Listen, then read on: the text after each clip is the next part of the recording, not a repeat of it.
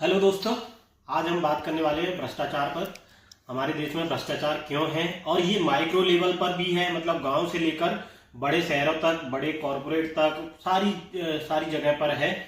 और इसका प्रभाव क्या है, कैसे ये देश को नुकसान पहुंचा रहा है, ये आप सभी जानते हैं। तो इस पर इसकी मेन जो जड़ है उस तक हम जाएंगे।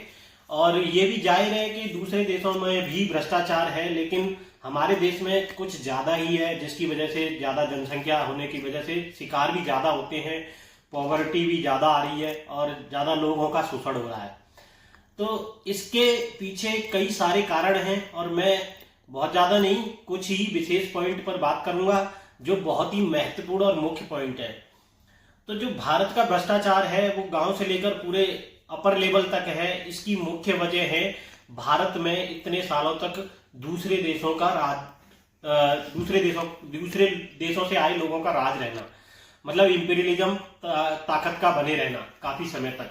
और इंपीरियलिज्म ताकत ने यहाँ पर कैसे लोगों को पहले से यहाँ जो सोशल सिस्टम था उसको और ज्यादा किस तरह यूज किया। यहाँ का सोशल सिस्टम पहले से ही डिस्क्रिमिनेटरी था, या मतलब विभाजित तरीके से एक्सक्लूसिव था, इंक्लूसिव नहीं था। तो इस वजह से पहले से ही समाज में इतनी सारी परिस्थितियां थी जिसकी वजह से समाज कई सारी कास्ट, धर्म, इस तरह की चीजों में, पंथ, इस तरह की चीजों में बटा हुआ था। लेकिन जो इंपीरियलिस्ट थे, यानी कि जो बाहर से आने वाले लोग थे, उन्होंने इसको किस तरह बनाया। तो हमारे देश के जो लोग हैं वो पहले तो अपने को एक देश के नागरिक नहीं मानते हैं, या देश को अपना देश नहीं मानते हैं। उसके पीछे बहुत बड़ी बात है कि उनके पीछे एक ग्रुप होता है, या तो वो जाति के फॉर्म में हो, या धर्म के फॉर्म में हो, या किसी पंथ के फॉर्म में हो। तो इस तरह वो उनकी जो आस्था है वो अपनी जाति, धर्म, पंथ में ज्यादा होती है बजाय देश के। लेकिन आप किन्हीं दूसरे देशों में जाएंगे तो लोगों की जो आस्था कह लो, या लोगों की जो लगन, अपनी भावनात्मक जुड़ाव कह लो, वो देश से होता है। लेकिन हमारे देश में ऐसा नहीं है।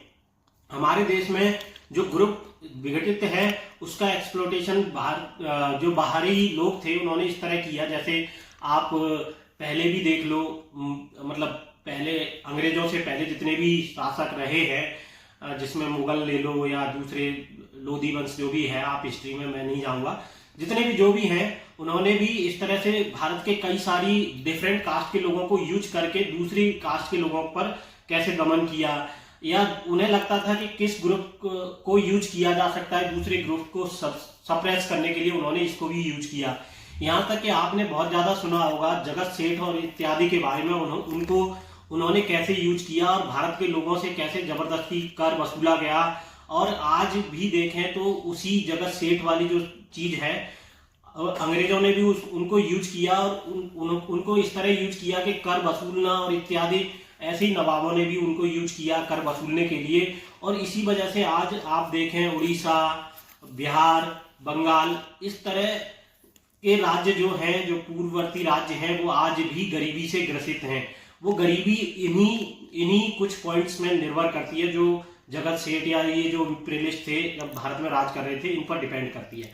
तो ये चीज तो वो हो गई। तो वहां पर बहुत बड़ा भ्रष्टाचार था कि वो कैसे लोगों से एक्सप्लोट करके कर वसूलते थे और कैसे उन लोगों की जमा पूंजी को भी छीन लेते थे।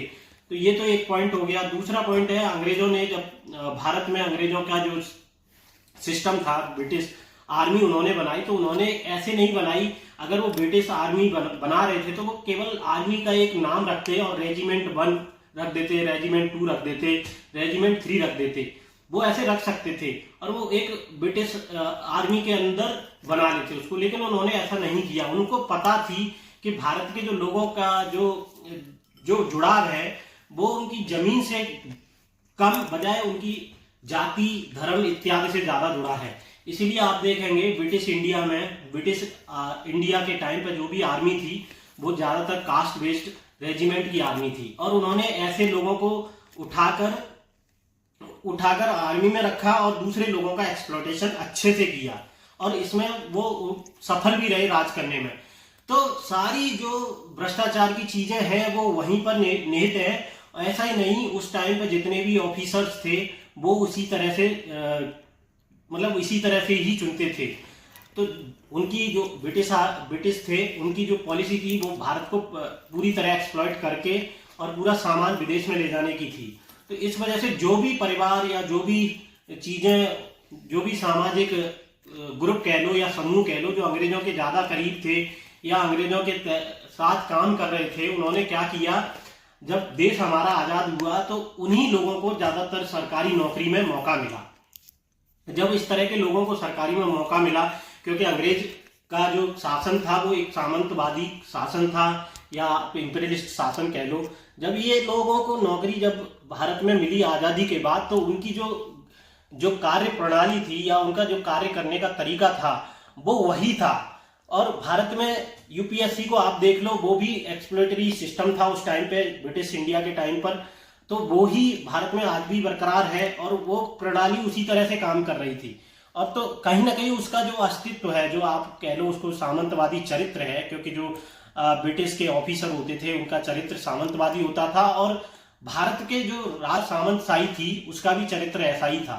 तो जब उन्हीं परिवारों से जुड़े हुए लोग जब भारत में सरकारी नौकरी पा चुके, या जो उन्हीं ब्रिटिश आर्मी से रिलेटेड जितने भी लोग थे जो भारत में नौकरी पा जाते हैं या सिस्टम में आ जाते हैं, या जगत सेठ जैसे आप कह लो जो पूंजीपति हैं, इस तरह के लोग जब आगे बढ़कर 1947 या 1950 के बाद जितनी भी कार्य प्रणाली में आते हैं, तो उनका चरित्र तो नहीं बदलेगा, उनका चरित्र वैसा ही रहेगा।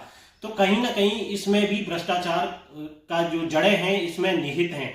आज भी देखो, मान के चलिए उस टाइम से ये चीज अब भारत में ये चीज धीरे धीरे गांव लेवल तक पहुंच चुकी थी, उस टाइम पर भी पहुंच चुकी थी, और आज तो आपको देखने को मिल ही जाएगा। तो ये बहुत बड़ी समस्या है।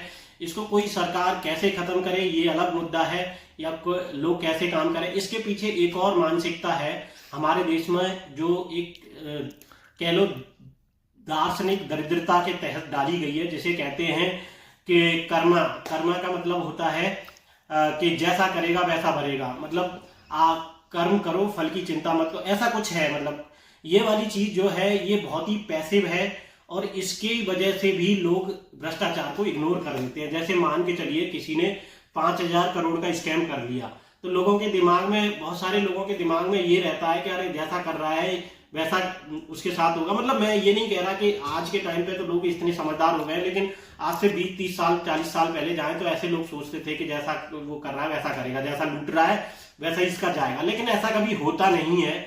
ये एक पैसिव सोच है, और इसकी वजह से भ्रष्टाचार बढ़ता ही जाता है। मतलब वो आदमी ना तो जेल में जाएगा और वो बच जाएगा, तो बचने की वजह से और भ्रष्टाचार बढ़ता जाएगा।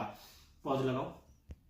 अब मान के चलिए आज कोई भी व्यक्ति नौकरी पा जाता है, उसको नौकरी मिल जाती है 50,000 की, और उसको गवर्नमेंट एचआरए भी दे रही है या कोई प्राइवेट कंपनी एचआरए दे रही है, तो भी वो किसी, मतलब कई बार आपने न्यूज सुनी होगी, तब भी कोई भी कर्मचारी अधिकारी, बहुत सारे लोग रिश्वत लेने में, या बहुत सारे कैपिटलिस्ट लोग हैं वो भी बहुत सारी चीजों में फंस जाते हैं, लिप्त हो जाते हैं।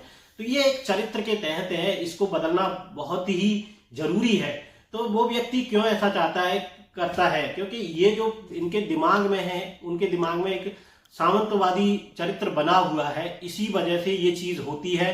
जैसे पहले लोग चाहते थे, जैसे आज एक चीज सोच के देखिए, समाज भी यही उम्मीद करता है कि कोई 40,000 कमाने वाला व्यक्ति है, अगर वो 2 साल नौकरी कर लेता है तो लोग, अगर वो पैसा मौज मस्ती में खर्च करने लग जाता है या कहीं घूमने चला जाता है, तो लोग उसकी तरफ गलत तरीके से देखते हैं कि अब तो पैसा आ गया, उड़ा रहा है।